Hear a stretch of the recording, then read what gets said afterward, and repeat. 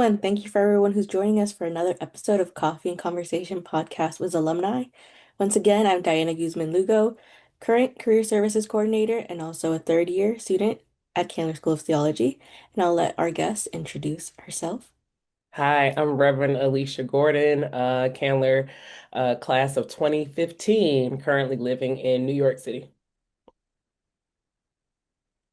Reverend Alicia, can you please tell us a little bit of what you do? I'm the former executive director of the current project, which was a nonprofit that focused on the social and economic well-being of Black single mothers.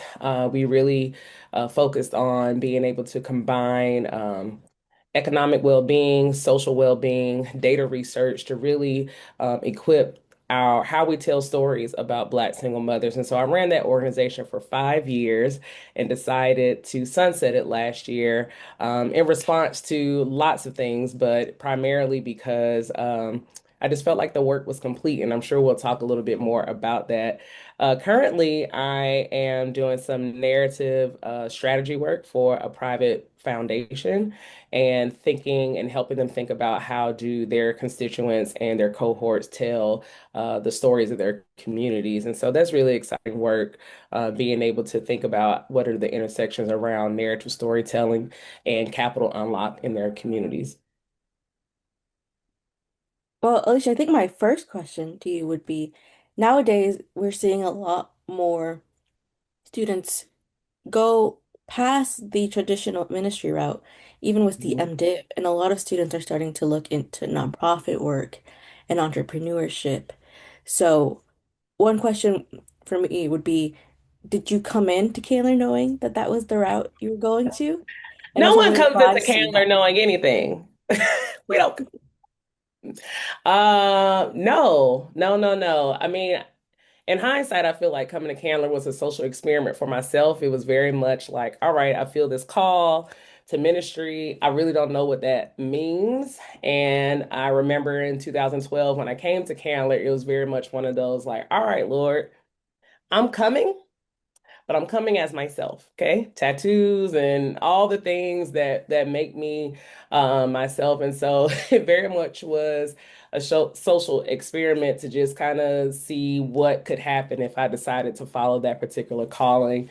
What became the trajectory of my work since leaving Candler, working for United Methodist Women, then going into as executive pastor role at Riverside Church here in New York, and then taking a really interesting pivot into politics, working on a presidential campaign and then a mayoral campaign here in New York, and then starting the current project. That trajectory was something that I had not planned for, did not know was possible. Um, but I will say that my connection at Candler and the things that I learned at Candler was the reason I even got introduced to United Methodist Women in the first place. And so I really hold that as this moment in time of, leaning into being an executive director for spiritual development there at their headquarters here in New York City was really the thing that got me out of Atlanta into New York and really was the beginning of this kind of non-traditional experience. And for what it's worth, the kind of work that's anchored my life over the last 5 or 6 years here in the city was doing the work of the current project. And truth be told, that the budding seeding idea around the current project was actually something that I wrote about in a Christian ethics class my third year at Candler. And so, for students who are like, I feel this calling, but the calling doesn't feel traditional. It doesn't feel like it has a very clear path. It doesn't, right? And I think my offering is that the things that I learned at Candler, the experiences I had, the things I wrote about for the first time ever in my life as a student, have been some of the things that really have grounded my work since then and really helped me connect the themes and threads of my experiences at Candler and the non-traditional the routes that I've taken as a result. That's beautiful. You mentioned that your Christian ethics class, you also mentioned that Candler was what helped you get connected with Methodist women. Can you talk a little bit more about that and also talk? to students who are coming in or are already in their Candler career and haven't quite realized what a beautiful resource and just point of connectivity the faculty and staff are? Yeah, I mean, I was a part of the what I consider the infamous class of 2015. We were some rabble rousers, causing all kind of good trouble on campus, and the relationships that we had with staff and professors and faculty. Um, was really such a beautiful place to try out these ideas that we were thinking about. So, for example, being in a Christian ethics class and writing about the ethics of Black single motherhood in the Black church. It was just a place where I felt like if I had an idea, I could utilize my classroom time to kind of pull at the threads of that idea to see what really, what stuck, um, and being able to have faculty and staff that really supported the exploration of these ideas and these kind of curiosities. And so, I think that one of the things that can happen in this space is that we get so caught up in the learning of within the confines of the Hebrew text and the Greek text and the ethic, but it's also a place to be curious, right? How do you take your own interests? How do you take your own desires? How do you take the uniqueness of yourself and integrate that into the work that you're doing? And so, my offering to students is, yes, it is um a challenging curriculum. Yes, it has real intentions around spiritual and career development, theological development, but it's also a place to be curious. It's also a place to think about how do you integrate yourself, your interests, the things that you desire into your studies, and using classes that have the breadth of being able to write and explore, to try these ideas out. I remember probably even before the Christian ethics class, I was a second career student. I was a single mom at the time. My daughter's like 8 years old when I came to Candler. Well, maybe younger than that, but she was young. And, I remember taking a preaching class with Dr. Teresa Farr Brown and being able to preach a sermon from the lens of, my identity as a Black single mother. And so I bring those things up to be able to remind students that you have the ability to integrate and be curious about um, yourself and your interests as you are doing your studies. And, very rarely are we in a place where we are able to take time for 3 years or 2 years of theological studies. And so we don't want to miss the opportunity to try and test things out because you just never know where that kind of integration is going to take you. Alicia, I kind of want to go back to something you said in the beginning, because you've had some major career changes from Hmm. ministry to politics to nonprofit. And Hmm. so, how do you know when it's time to let go and when it's Ooh, time for something new? ooh, child. You know, I have long said that my journey since during Candler and since has been like this one quantum leap after the other. And my willingness to take these leaps and take these risks have been deeply connected to prioritizing listening to that inner knowing, listening to that inner self. Um, as people of faith and whatever that faith expression may be, there is this inner knowing that we have been taught to ignore for the sake of advancement, for the sake of career, for the sake of family, for the sake of a lot of things. And I think when it comes to following that intuition, that spirit, it behooves us to take time to listen to it and see what happens if we follow it. What's the worst that could happen? I said when I left Atlanta and moved to New York, that was the first time I ever lived outside of Atlanta and did it with a kid. It literally was like, what's the worst that can happen? I'm gonna hate it and I'm gonna move back to Atlanta and that just be the end of it, right? But there was something to be said about the kind of curiosity and the willingness to listen to um, what I knew to be true about what was possible And I think that's really important. I want to nail down that about possibility because so often, especially as a Black woman, as Black people, as brown people, where there's often so much riding on us getting it right. There's a lot riding on us getting it right. There's a lot riding on us succeeding. And that is often something that robs us of the possibility of just trying something out. And so I really want to kind of stamp and double down on that word of possibility and being open to thinking about what happens if you just try. The worst that can happen is you hate it and you move back home, or you hate it and you switch jobs.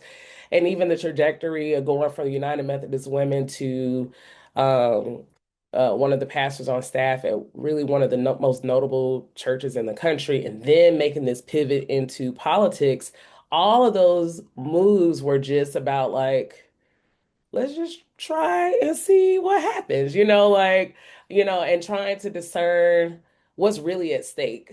And sometimes the things that keep us from moving forward and trying something, the highest stake we see is embarrassment or failure.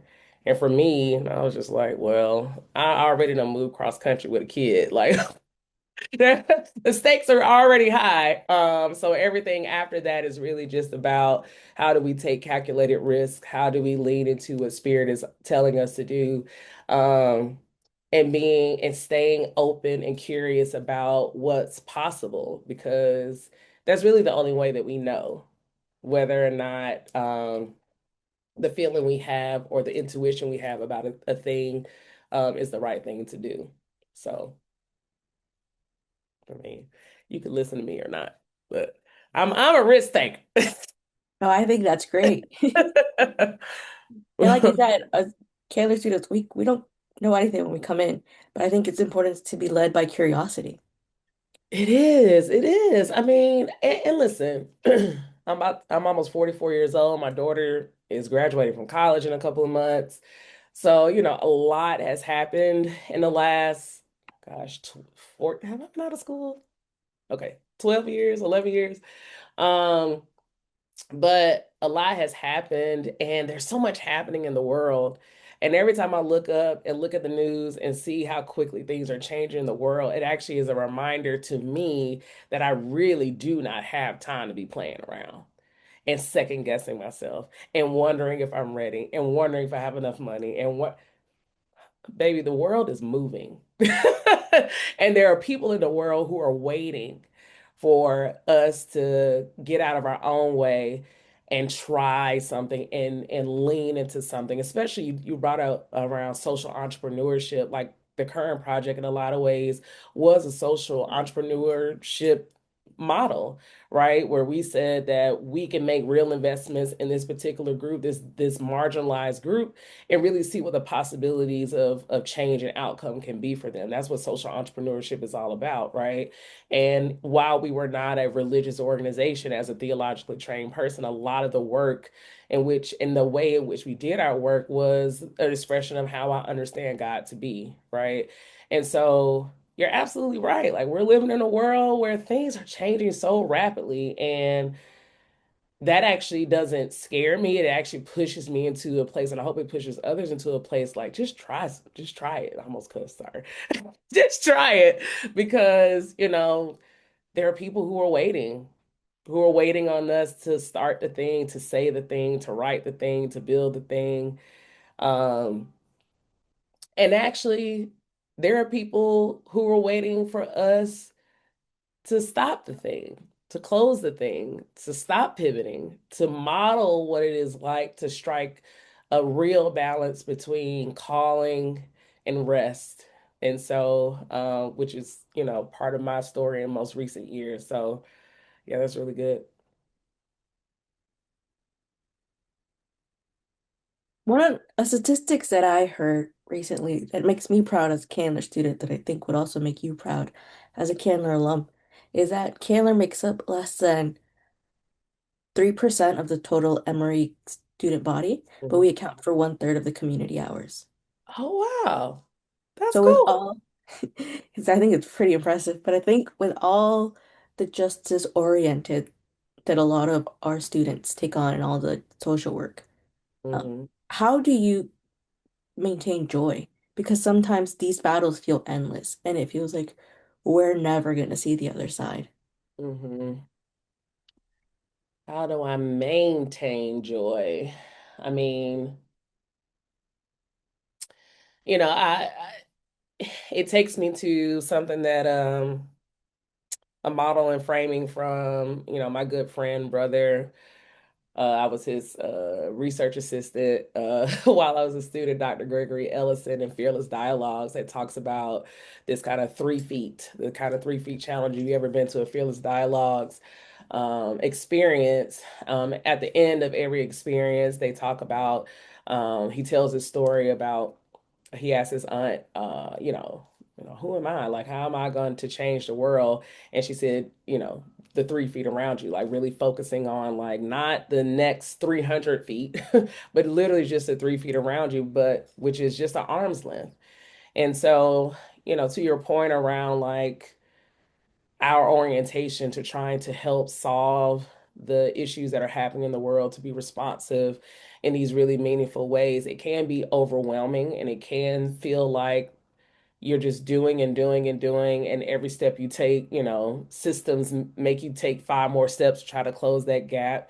And so I think the maintenance of joy is to say that the deepest impact and the um, evidence that we get to see the fastest of the impact of the work that we do, yes, is for larger community, but it's actually right here, right? It's being able to be deeply connected to the people who are within arm's reach, um, and seeing that there is something about our presence in their lives or the work that we're doing in our lives or the work that we're doing collectively. While we may not be able to see the longer term impact, we are able to see in real time how um, the way that we show up in the world has a positive impact on people. And that is really right here, right? I think that sometimes our vision and our goals can be so big and so broad because that's what God has called us to. And the visioning is like 5 miles down the road, but sometimes we can't see the forest for the trees. And the thing that I find that anchors me back into a place of joy is not looking down the road, but actually just looking at in the mirror or at the person that's right next to me and seeing the full humanity in them and being curious about them and an orientation that says this person and these people actually mean well. And because I believe that they mean well, that our interaction, whether that is a brief one or a longer term one through our body of work, is really something that allows us to stay anchored in joy. Because, I mean, I think there's just something really powerful about the intimacy of between human beings that that keeps us grounded when the call of the work can be overwhelming. I think that's beautiful advice. I also think Candler does a great job of teaching us to do that, slowing down and just looking at the person in front of you, whether that be Mhm. through pastoral care classes or contextual education. A question I do have for you, Alicia, is when you transitioned into politics or even into the nonprofit, how did you translate the skills you gained in seminary into resume skills? Because for some students who don't come from a denomination with a clear ordination track or decide that they want to branch outside of ministry, they have a hard time seeing how it is that the things we learn in our MDiv degree can be translated Mhm. into a secular resume. Yeah, that's a great question. I mean, so a little bit of context.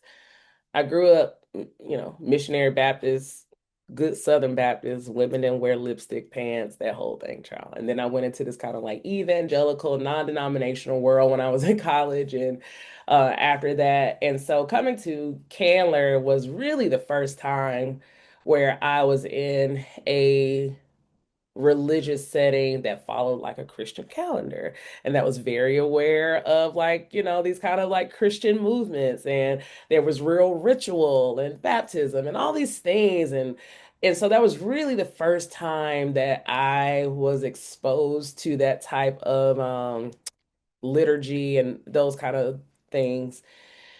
And I think that brought such a kind of grounded experience as a faith leader because because I came out of a world of education and very, kind of like secularized type of experiences.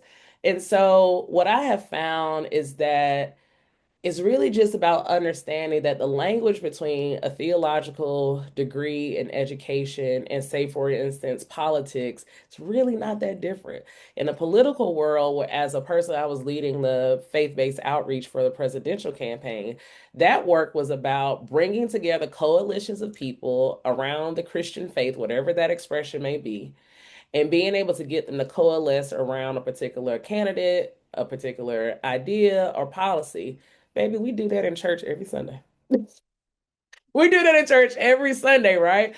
About what does it mean? Or if you're not doing it in church, you've been doing it when you're getting people to gather around a particular social idea or to gather around a particular cause. That same skill set of being able to articulate an idea, articulate a call to action, and get people to participate in that call to action, it's the same thing they do in politics, right? It's just because of the language is different. And so, my offering to students who are thinking about these non-traditional routes, just think about like how these things, or, for example, when I ran the nonprofit, I told this story before.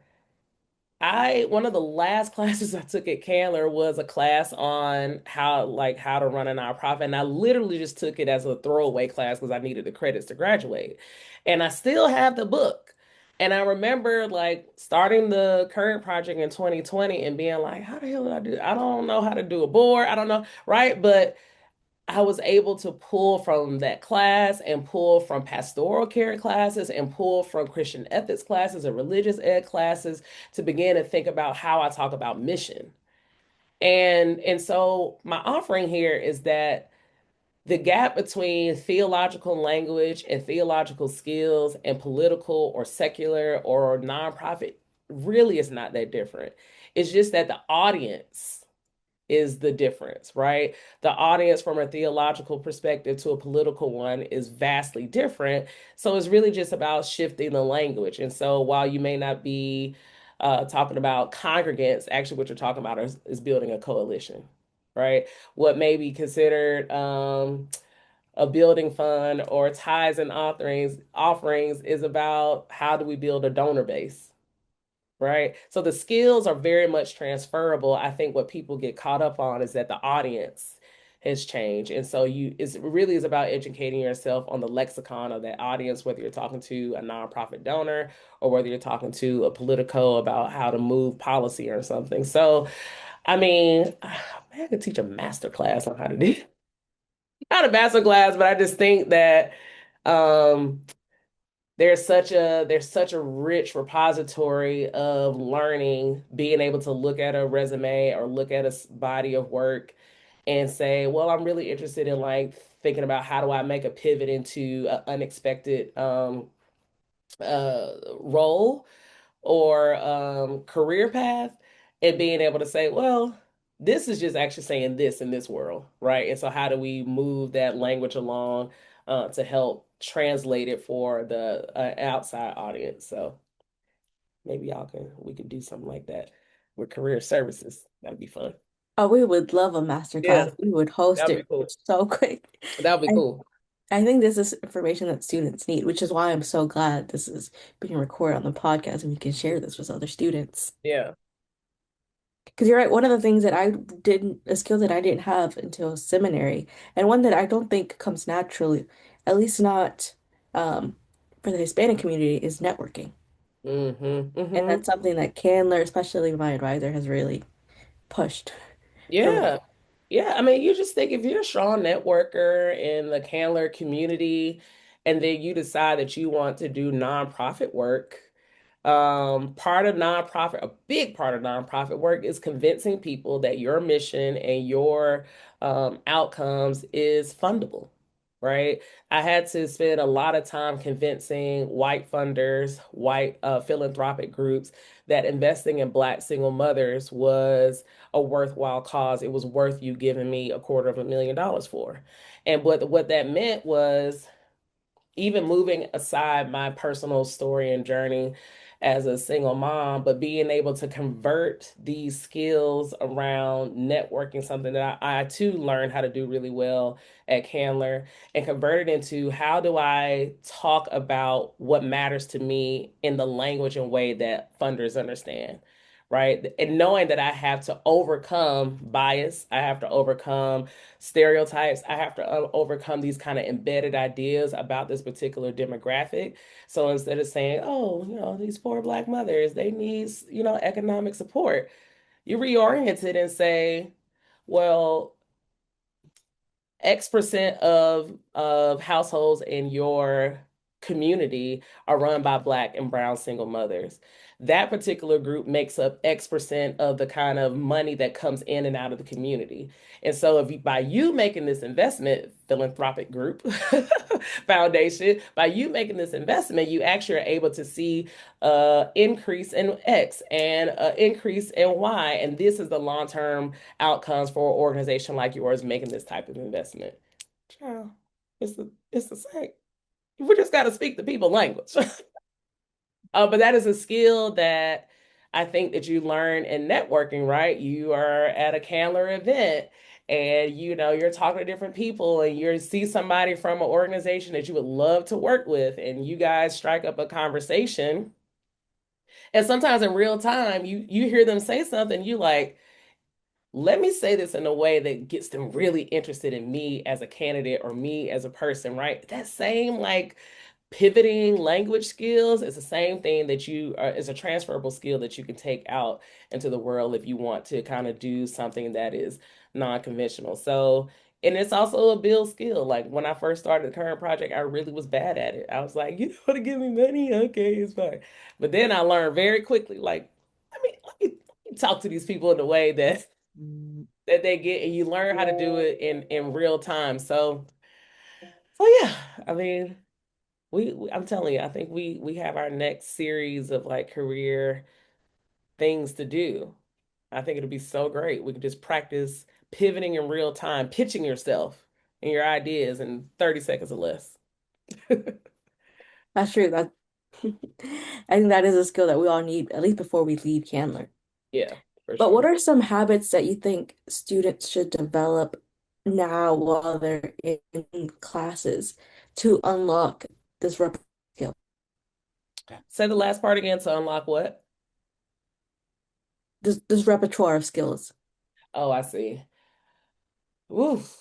Um, I mean,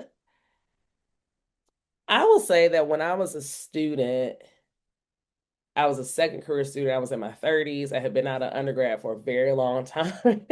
And I had other classmates who, went from undergrad and straight into graduate school. And so they were already in the kind of, mode of learning and writing and critical thinking. And so I would say that in reflection, I was so focused on like grades and building writing skills and research skills. I would offer that I just was not, I was so focused on that it took me a while, probably not until my third year, where I got into what I was talking about earlier about this integration of my skills, my interests, my curiosities into my work, into my writing, into my research. And so, if I had to offer some advice, it really would just be about, yes, do your best work. You know, you want spending these 3 years, these 2 years, you want to be there and learn all that you can. But I also would offer that while you're in these classes, to have conversations with people, to ask questions, to spend time after class. Like, don't jet out of class, go on to the next thing if you can help it. Like, spend time after class and talking to faculty and talking to your professors or talking to your TA. Baby, the TAs, they have the tea. And they often have such a really meaningful insight because they were either former Candler students or they're in the School of Religion right now doing PhD work. But really spending time and like, I guess maybe that's the theme of this arc of my story and my offering to Candler students is about this notion of curiosity, of not being in a place where you feel like you either know it all or that you're such in an intellectual place that you don't drop down into this heart place of curiosity, of wonder, of intrigue. And so while that feels a little esoteric, it doesn't feel like a, good Baptist 1, 2, 3, like here's how you do it. But I do think it leaves room for people to find their entry point in the way that works for them, whether that's having conversations with TAs or faculty, or just really being intentional about how do you bring your lived experience, your interests, and even the things that you're not super sure about. How do you bring that into the classroom space? Because that is really the coolest, even safest place for you to kind of try these things out and pull at the threads to see if there's anything there worth pursuing. So yeah, that would be my offering. I mean, the TAs be knowing. That's probably the hack. That's really probably the hack because my a lot of my TAs were really great, especially in like the Old Testament, New Testament courses. So I think the importance of community cannot be or should not be underestimated, especially at Candler. yeah, listen, like I said, our class, those classes that came out in like 2012, 13, 14, 15, 16. We were and kind of still are a really close-knit group. And part of that was really because we took community seriously. We really did. And I know that because some of the modes of learning have changed at Candler. You can do hybrid, you can do in person, you can do online. And so that kind of like muddies up this kind of community building. And I know Candler really tries to do a good job of bringing those hybrid communities together. But there was something about all of us being on campus and relying on each other in really meaningful ways, not just for the intellectual engagement, but about community building, especially during a time where things like Trayvon Martin was happening, Mike Brown was happening, and protests were happening, and die-ins were happening all over the country. And so there was this real need for community because there was probably going to be no other way that we would survive it in the way that we needed to. And unfortunately, the world really isn't that different, where this kind of social, political, economic things are happening in the world that are having real impacts on people. And I still am of the belief that the only way you survive this type of thing is through community. So, Well, Alicia, you've given us a lot of great words of wisdom and a lot of great things to just intake. But I wanted to ask, is there any last words that you have that you would love to give to Candler students or even prospective students? yeah. I mean, I what I would love to just say, and I would say that this is why I continue to give back to Candler in these ways. I've served on the alumni board for, I think this is my third year. Why I come back when I'm invited to speak or to do things virtually over the years is because Candler was the place where I really could bring my most authentic self, and I had the space to discover who I was becoming. And, if you're a prospective student and you're wondering, like, oh my gosh, am I going to go to the seminary? Am I have to, like, be a regular person? I'm not going to, no.